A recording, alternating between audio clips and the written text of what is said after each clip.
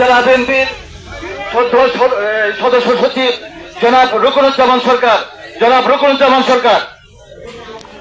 বিসমিল্লাহির রহমানির রহিম।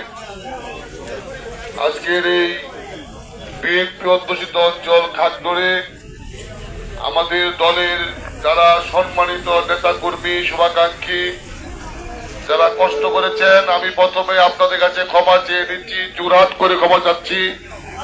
আপনাদেরকে আমরা যথাযথ সম্মান করতে পারি নাই, আপনাদেরকে আরো সম্মান করা উচিত ছিল আমাদের।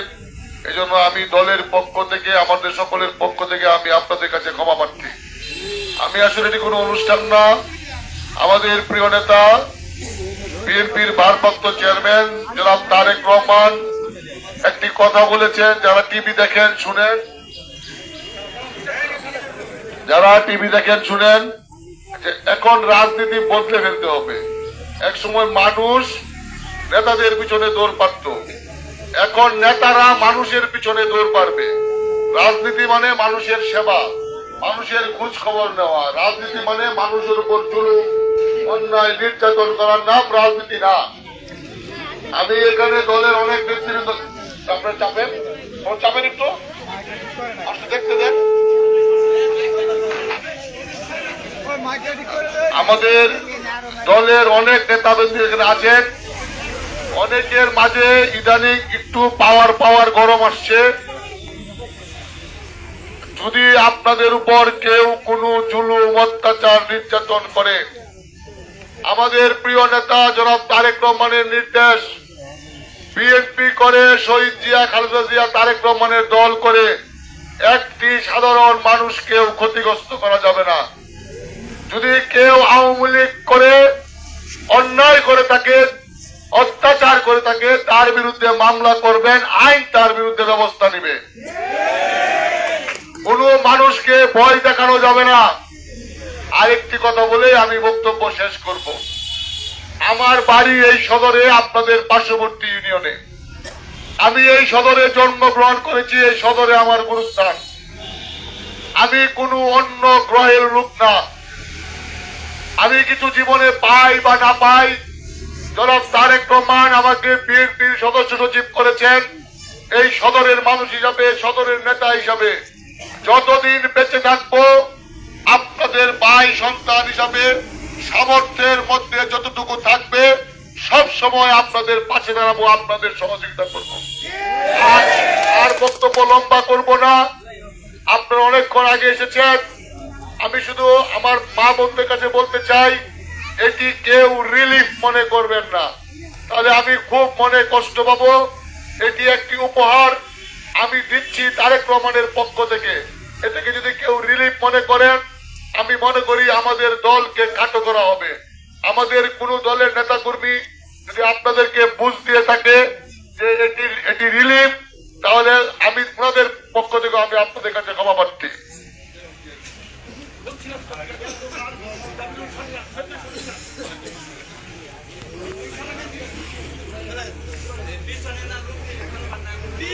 আর আরেকটি কথা, আমার একটা ফোন নাম্বার আছে আমাদের অনেক নেতাদের কাছে। আপনাদের ছেলে ভাই সন্তান হিসাবে কারো কোনো ব্যক্তিগত সমস্যা, কেউ কারো উপর জুলুম, নির্যাতন, অত্যাচার করলে দয়া করে আমাকে বলবেন। আমি সশরীরে আপনাদের পাশে থাকার চেষ্টা করব। এই বাংলাদেশ হবে জুলুম মুক্ত। আমাদের মা বোনেরা কাজ করবে, সেখানে কোনো ভয় থাকবে না। এই কথা বলে আপনারা সকলেই আমাদের বিএনপির প্রতিষ্ঠাতা, স্বাধীনতার মহান ঘোষক শহীদ রাষ্ট্রপতি জিয়াউর রহমানের জন্য দোয়া করবেন। আল্লাহ যেন তাকে বেহেশত নসিব করেন। তার ছোট ছেলে আরামাত রহমান কোকো মারা গেছেন সরকারের রোষানলে পরে নির্যাতনে, তার জন্য দোয়া করবেন। আল্লাহ রাব্বুল আলামিন যেন তাকে বেহেশত নসিব করে। বিশেষ করে আমাদের মা বোন সারা বাংলাদেশের সবচাইতে পরীক্ষিত নেত্রী, দেশ নেত্রী বেগম খালেদা জিয়া অসুস্থ, লন্ডনে চিকিৎসাধীন। আল্লাহর হস্তে ওনার জন্য দোয়া করবেন। আল্লাহ রাব্বুল আলামিন যেন ওনাকে সুস্থ করে আমাদের মাঝে এই দেশের সেবা করার সুযোগ দেয়। সর্বশেষ দোয়া করবেন, এই 17 বছর যিনি দেশ চালিয়েছেন জনাব তারেক রহমান, ওনার ওপর অনেক অত্যাচার, নির্যাতন হয়েছে। ভাই মারা গেছে, মাটি দিতে পারে নাই, অসুস্থ মাকে চিকিৎসা সময় রাখতে পারে নাই।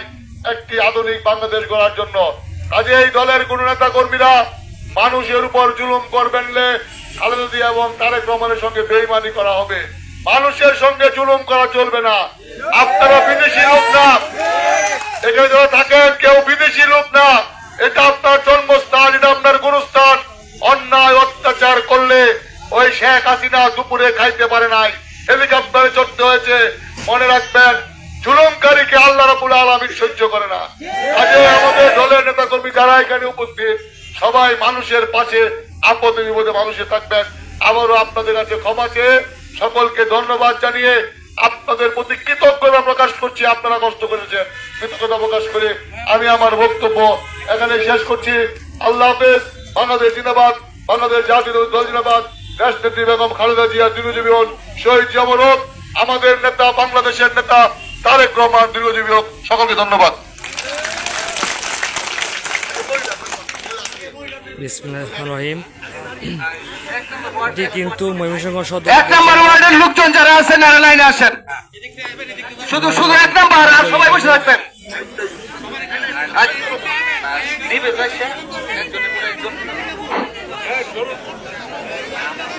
কালকে আপুর জনাব তারেক রহমানের পক্ষ থেকে কিন্তু সুরজ আলী সুজন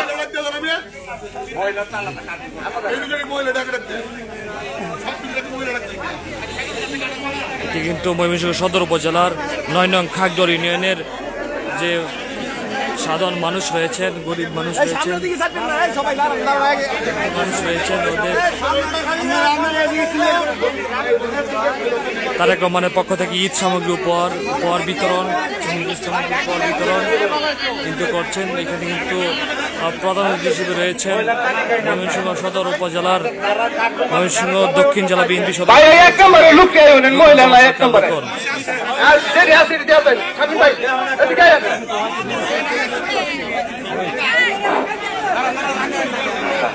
এইগুলা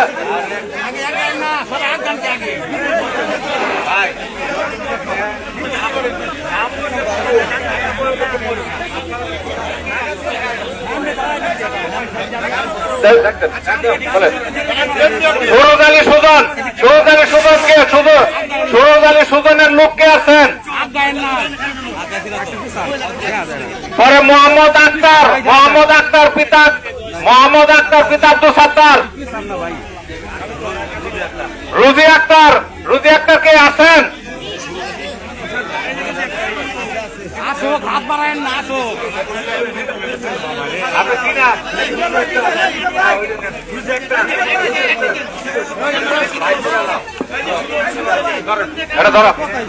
পরে মাহফুজা